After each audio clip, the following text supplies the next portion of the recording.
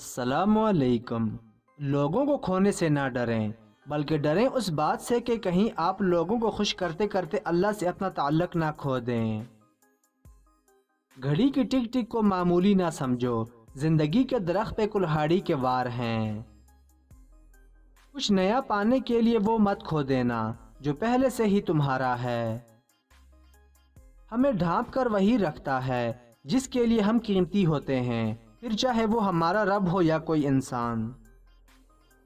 عورت پر پردہ ایسے جچتا ہے جیسے قرآن پاک پر غلاف۔ جو لوگ کہتے ہیں کہ سچا انسان زبان کا کڑوا ہوتا ہے، ان کو بتاؤ کہ محمد صلی اللہ علیہ وآلہ وسلم سے زیادہ سچا اور میٹھے اخلاق والا کوئی نہ تھا۔ جو چیز تمہارے ہاتھ سے نکل جائے اس کا افسوس نہ کرو، اور جو مل جائے اس پر غرور نہ کرو۔ باپ کے بعد شوہر اللہ تعالیٰ کی جانب سے عورت کے لیے چنا گیا مضبوط ترین سہارا ہوتا ہے۔ خاموشی بہترین ہتھیار ہے، خاص طور پر اس وقت جب لوگ آپ سے چیخنے کی توقع کریں۔ مشکل وقت دنیا کا ایک ایسا جادوگر ہے جو ایک پل میں آپ کی چاہت کے دعوے داروں کا چہرہ بے نقاب کر دیتا ہے۔ قرآن پاک کی خوبصورتی یہ ہے کہ آپ اس کے پیغام کو بدل نہیں سکتے، ہاں مگر وہ آپ کو بدل سکتا ہے۔ کسی کے دل میں محبت پیدا کر کے اسے چھوڑ دینا اسے قتل کر دینے کے برابر ہے۔ 3 کام اللہ کو پسند ہے۔ نمبر 1، ٹوٹے ہوئے دلوں کو جوڑنا۔ نمبر 2، دل نہ چاہتے ہوئے بھی معاف کر دینا۔ نمبر 3، کسی کے گناہ پر پردہ کرنا۔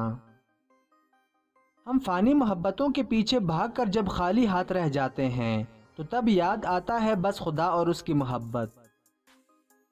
اللہ فرماتا ہے سب کو چھوڑ کر اندھا اعتبار کر لو مجھ پر، یقین کرو میں اپنے وعدوں کا بڑا سچا ہوں۔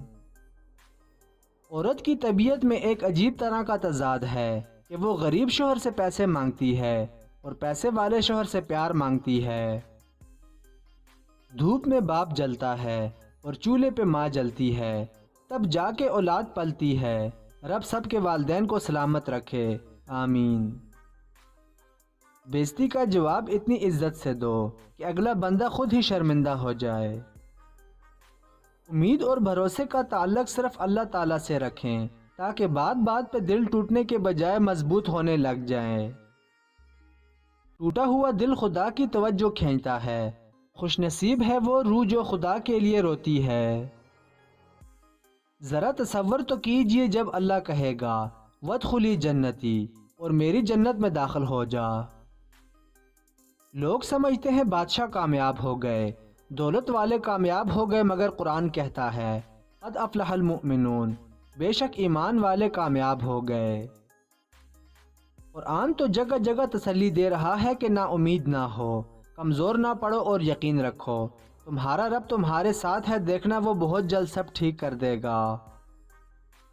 جب اللہ کا کرم ہو جاتا ہے تو وسیلے بھی بن جاتے ہیں اور مانگنے کا طریقہ بھی آ جاتا ہے۔ لوگ لاکھ منتوں کے بعد بھی نہیں مانتے اور میرا رب ایک سجدے میں مان جاتا ہے۔ حضرت علی رضی اللہ تعالیٰ عنہ نے فرمایا جس گھر کی خواتین میں سے کسی کا نام فاطمہ ہو اس گھر میں فقر و مفلسی داخل نہیں ہوتی۔ دنیا والے چہرے اور مال کو دیکھتے ہیں، عرش والا دل اور اعمال کو دیکھتا ہے۔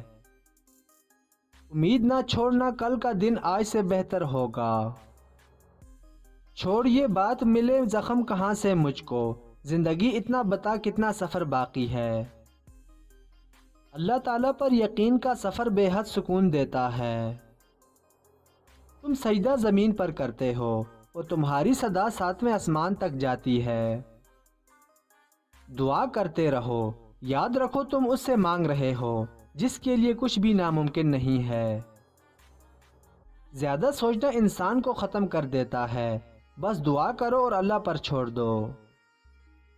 دعاؤں میں اگر دل لگنے لگے تو جان لو اللہ مقدر بدلنے کی ٹھانے ہوئے ہے، اور پھر تم اپنی طرف آنے والی تکلیفوں کو اپنے گناہوں کی سزا مت سمجھنا، اللہ بہت مہربان ہے، وہ بدلے نہیں لیا کرتا۔ میرا رب کہتا ہے میں ٹوٹے ہوئے دلوں میں بستا ہوں، تو پھر آپ تنہا کیسے ہوئے؟ آؤ مل کر اپنے پیارے نبی صلی اللہ علیہ وآلہ وسلم پر درود پڑھیں۔